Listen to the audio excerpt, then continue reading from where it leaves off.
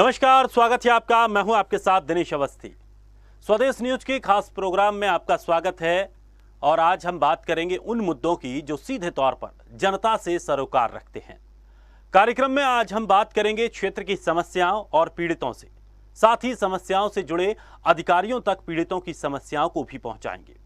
अनदेखी से आफत में आज हम बात करेंगे नरसिंहपुर के करेली बस स्टैंड, मंदसौर के ग्राम अरनिया निजामुद्दीन में पुल की समस्या और बड़वानी के टॉपर गांव में स्कूली छात्र छात्राओं की समस्या की। नरसिंहपुर के करेली बस स्टैंड पर अव्यवस्थाओं का अंबार लगा है। यहां यात्री प्रतीक्षालय और सुलभ कॉम्प्लेक्स बनाकर राजस्व की वसूली तो हो रही है, लेकिन बस स्टैंड पर आने वाले यात्रियों को सुविधा नहीं है। तस्वीरों में आप बस स्टैंड की स्थिति देख सकते हैं कि बस स्टैंड के क्या हालत है।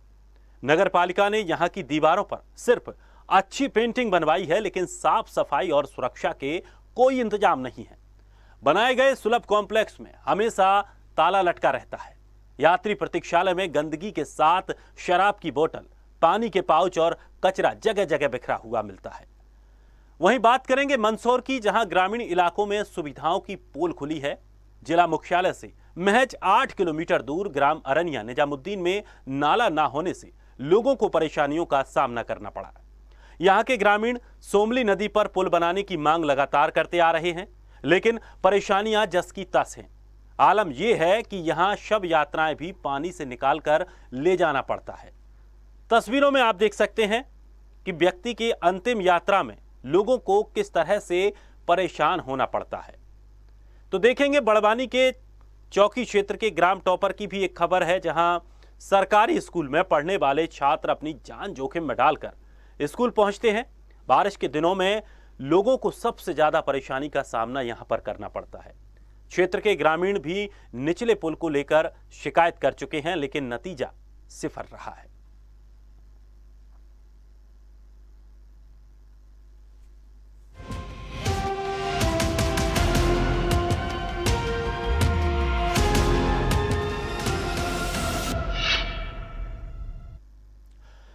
तो सबसे पहले आपको लेकर चलते हैं नरसिंहपुर के करेली बस स्टैंड। इस बस स्टैंड की हालत को देखकर आप खुद अंदाजा लगा सकते हैं कि यहां आने वाले यात्रियों को क्या सुविधाएं मिलती होंगी।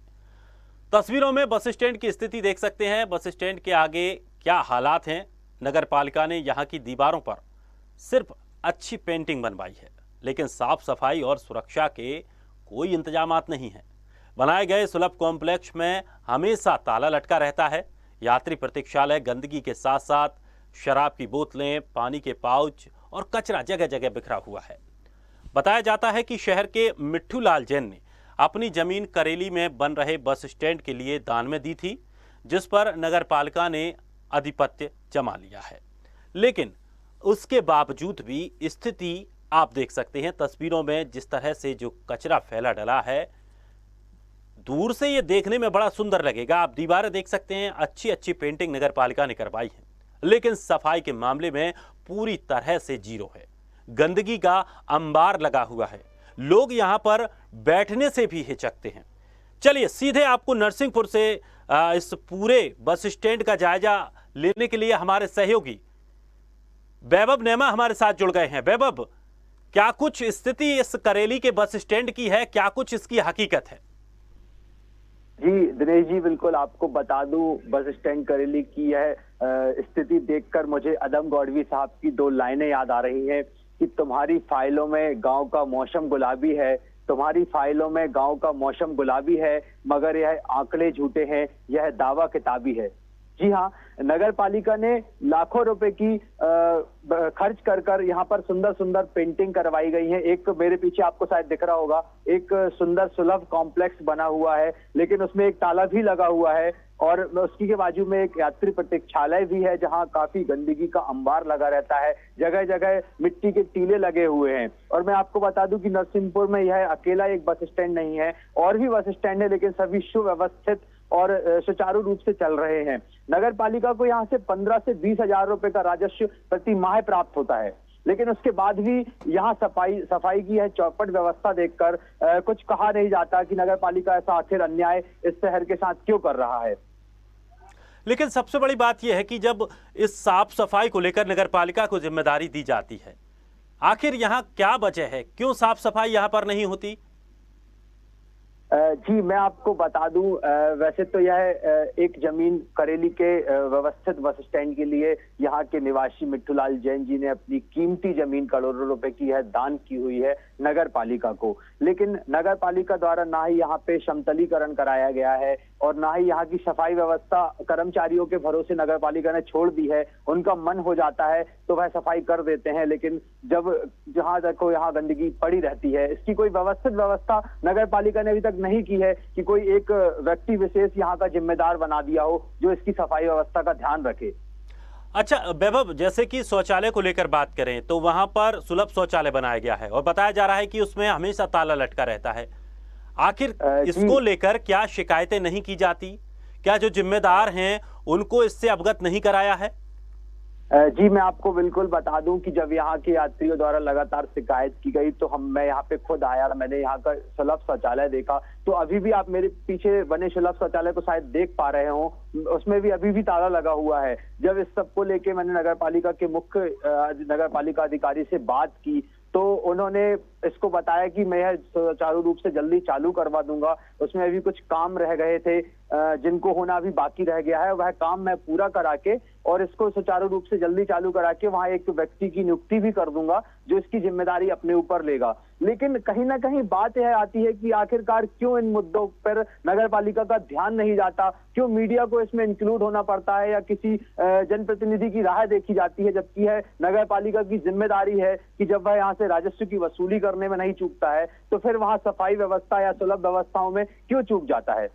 अच्छा वैभव, एक बात और, जिस तरह से जो हमने तस्वीरें देखी उसमें शराब की बोतलें भी वहां पर पड़ी हुई हैं, पानी पाउच वहां पर पड़े हुए हैं, तो स्वाभाविक तौर पर इन तस्वीरों को देखकर ये तो साफ है कि यहाँ पर रात में या दिन में शराबियों का अड्डा जरूर लगता होगा। और स्वाभाविक तौर पर अगर यहाँ पर लोग बैठेंगे, असामाजिक तत्व यहाँ पर बैठेंगे, जो यात्री हैं उनको भी, उनकी सुरक्षा के साथ भी खिलवाड़ है। तो क्या पुलिस विभाग का भी इस ओर बिल्कुल ध्यान नहीं है कि लोग यहाँ पर बैठते हैं, शराब पी रहे हैं? जी मैं आपको बता दूं कि मैंने आपको जो विजुअल्स दिए हुए हैं यहाँ के, उसमें आप देखेंगे यहाँ मिट्टी के टीले बने हुए हैं, बस स्टैंड के अंदर कीचड़ मची हुई है। तो ज्यादातर बसें यहाँ से बाहर से ही होकर निकल जाती हैं और यहाँ पे अव्यवस्था और सफाई गंदगी की इतना अंबार है कि यहाँ के लोग, यहाँ सिर्फ शराबखोरी होती है और क्योंकि बसें अंदर नहीं आती तो उनके कारण मुसाफिर अंदर नहीं आते हैं। मुसाफिर नहीं आएंगे तो वहाँ खाली पड़े लोगों पे असामाजिक तत्व है उनका डेरा बना रहता है। वो यहाँ से नजदीक ही शराब की दुकान भी है, तो बस उन्होंने वहां से शराब ली और यहाँ पे आके वह शराब का सेवन करते हैं। तो यह शराबियों का अड्डा बना हुआ है। जब हमने इस विषय में मुख्य नगर पालिका अधिकारी से बात की तो उन्होंने हमारी बात पे ही यह कहते हुए टाल दिया कि हम इसके लिए थाना प्रभारी से बात करते हैं, रात की जो गश्त होती है उसमें बस स्टैंड को भी शामिल किया जाए।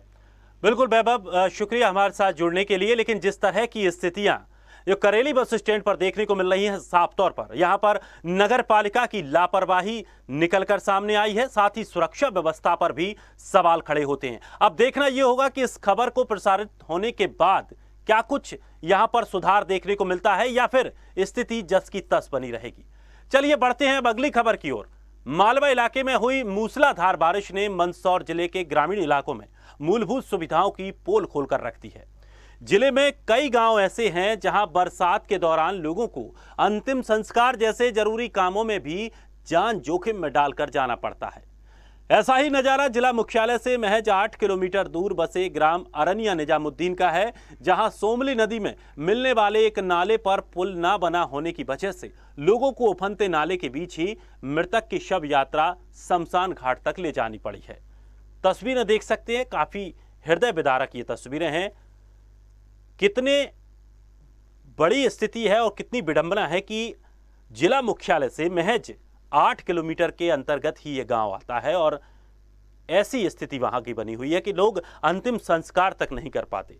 अब आप सोचिए कि अगर हम इस गांव में रहें और अगर किसी की तबीयत खराब होती है, किसी के स्वास्थ्य पर किसी तरह का असर पड़ता है और अगर उसको इमरजेंसी अस्पताल, स्वास्थ्य केंद्र ले जाना पड़े तो उसे किस स्थिति में ले जाना पड़ेगा, क्योंकि सबको भी इस स्थिति में ले जाना पड़ रहा है। सवालिया निशान जरूर खड़े होते हैं। आखिर जिला मुख्यालय से लगे ही गांव में मूलभूत सुविधाएं क्यों नहीं हैं? आखिर जो सरकारी कामों के दावे किए जाते हैं वो दावे कहां हैं, वो हकीकत कहां है। हमारे सहयोगी शुभम चौहान हमारे साथ जुड़ गए हैं। शुभम, जिस तरह से एक जो तस्वीर हम देख रहे हैं, लोग कमर कमर तक पानी में एक शव यात्रा को ले जाने को मजबूर हैं, आखिर क्या स्थिति है, कौन सा वो जगह है, कौन सा ये गांव है?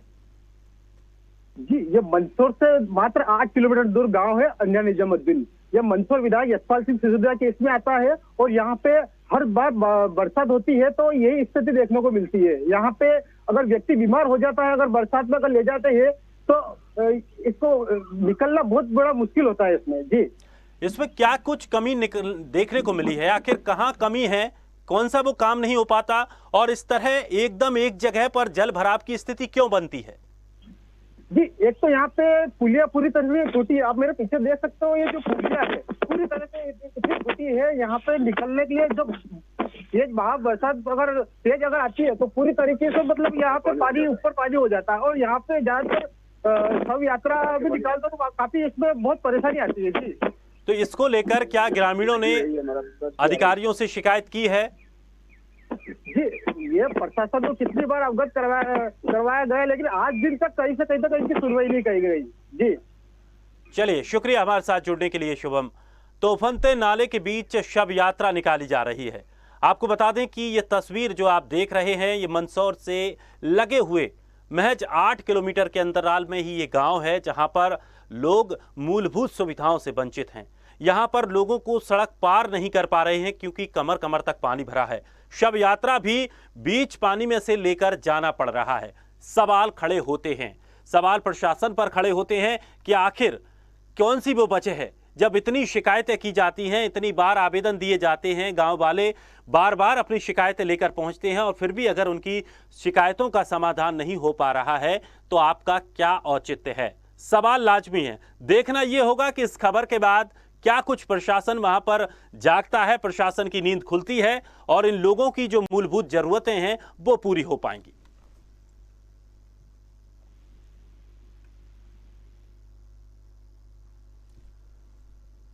तो मंदसौर की ये तस्वीरें आप देख ही रहे हैं कि कैसे लोग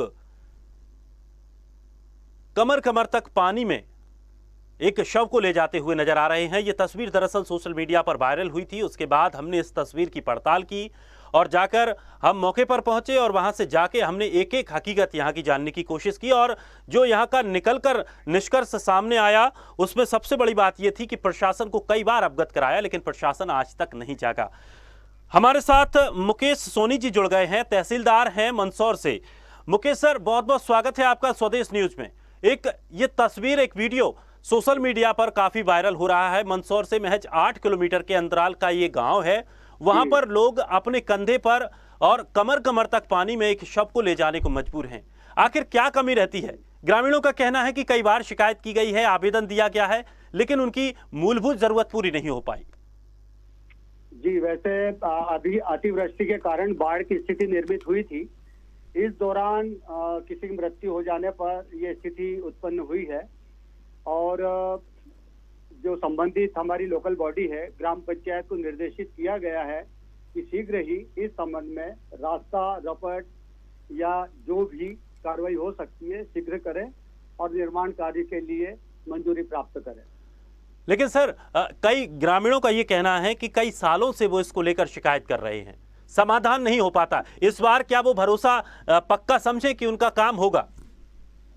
नहीं, बिल्कुल, ये एक संवेदनशील मामला है और इस पर सारे अधिकारी, मेरी एसडीएम साहब से चर्चा हुई और हम लोग इस मामले में संवेदनशीलता के साथ विचार भी कर रहे हैं और शीघ्र ही हम इस पर योजना तैयार करके इस पर कार्रवाई भी कर देंगे और यह लोगों का जो समस्या थी उससे वो निजात पा लेंगे। पूरा विश्वास ही नहीं, हम लोग कर ही लेंगे।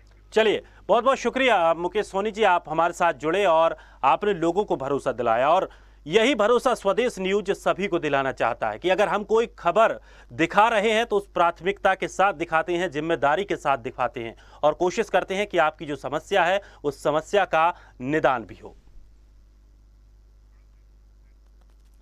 तो ये मूलभूत सुविधाओं से वंचित ये गांव है, मंदसौर के पास का ही ये गांव है। लोगों ने कहा कि कई बार प्रशासन से इसको लेकर शिकायत की लेकिन इस पूरे गांव को लेकर, मूलभूत सुविधाओं को लेकर प्रशासन ने ध्यान नहीं दिया।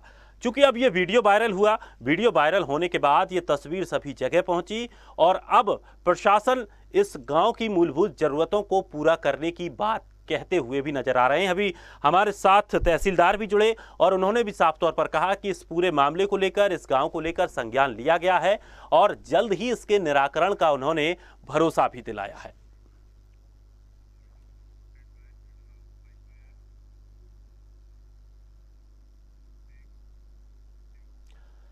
और अब बात करेंगे बड़वानी जिले के पाटी विकास खंड के ग्राम टॉपर की, जहां छात्र छात्राएं जान जोखिम में डालकर नदी पार करने पर मजबूर हैं।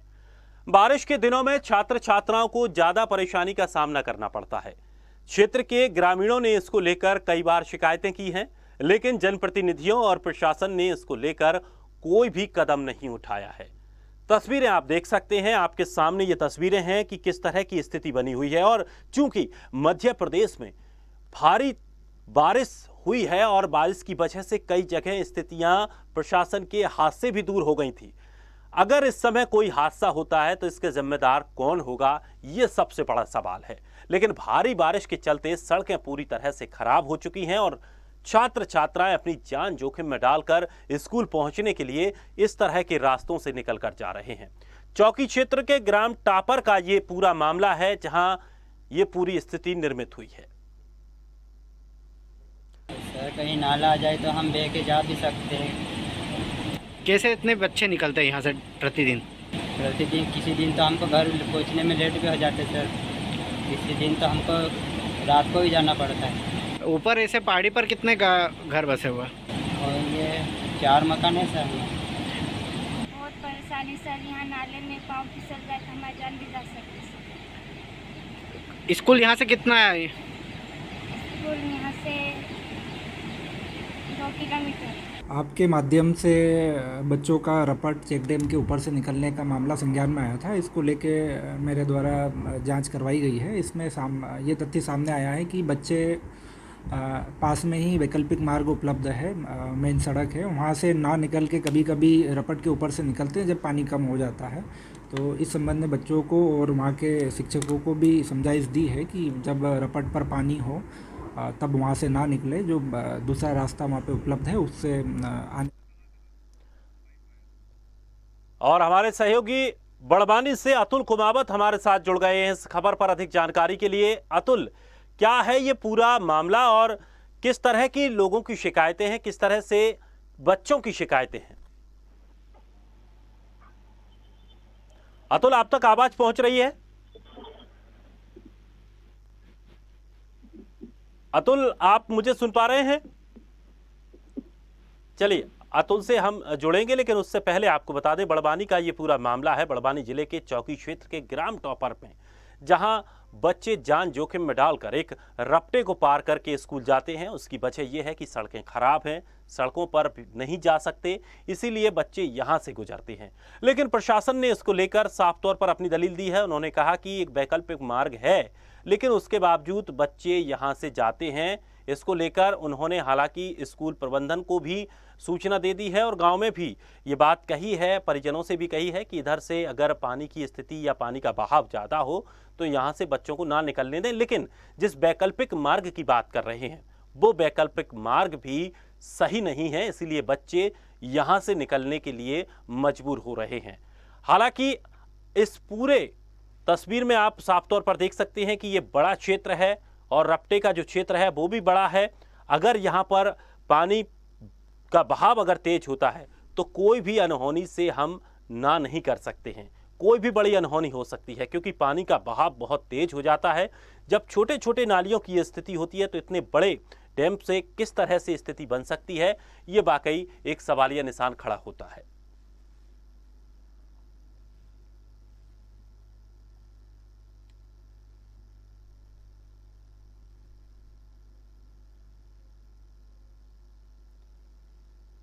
तो प्रशासन की लापरवाही से लोग परेशान हैं। स्कूली छात्र जान जोखिम में डालकर रपटा पार कर रहे हैं।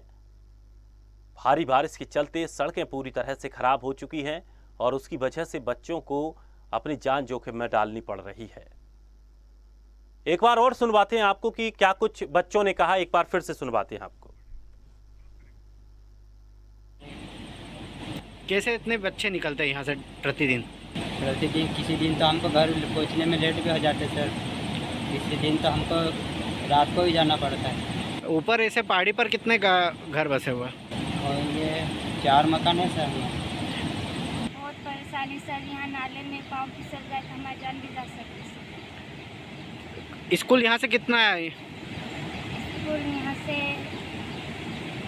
2 किलोमीटर। आपके माध्यम से बच्चों का रपट चेक डैम के ऊपर से निकलने का मामला संज्ञान में आया था। इसको लेके मेरे द्वारा जांच करवाई गई है। इसमें ये तथ्य सामने आया है कि बच्चे पास में ही वैकल्पिक मार्ग उपलब्ध है, मेन सड़क है, वहाँ से ना निकल के कभी कभी रपट के ऊपर से निकलते हैं जब पानी कम हो जाता है। तो इस संबंध में बच्चों को और वहाँ के शिक्षकों को भी समझाइश दी है कि जब रपट पर पानी हो तब वहाँ से ना निकले, जो दूसरा रास्ता वहाँ पे उपलब्ध है उससे। तो समस्याएं तमाम थी, आपने देखी कि किस तरह से लोगों को परेशानियां होती हैं और कई बार प्रशासन को चेताया भी जाता है, आवेदन भी दिया जाता है, शिकायतें भी की जाती हैं, लेकिन सिर्फ आश्वासन मिलता है। लेकिन इस कार्यक्रम के माध्यम से हम इन खबरों को उठाते हैं, प्रमुखता के साथ उठाते हैं और प्रशासन तक पहुंचाने की कोशिश करते हैं और उम्मीद करते हैं कि लोगों की जो समस्याएं हैं, मूलभूत समस्याएं हैं, उन समस्याओं का निदान हो सके। फिलहाल इस बुलेटिन में इतना ही। ताजा तरीन खबरों के लिए आप बने रहिए स्वदेश के साथ। सबसे पहले देश।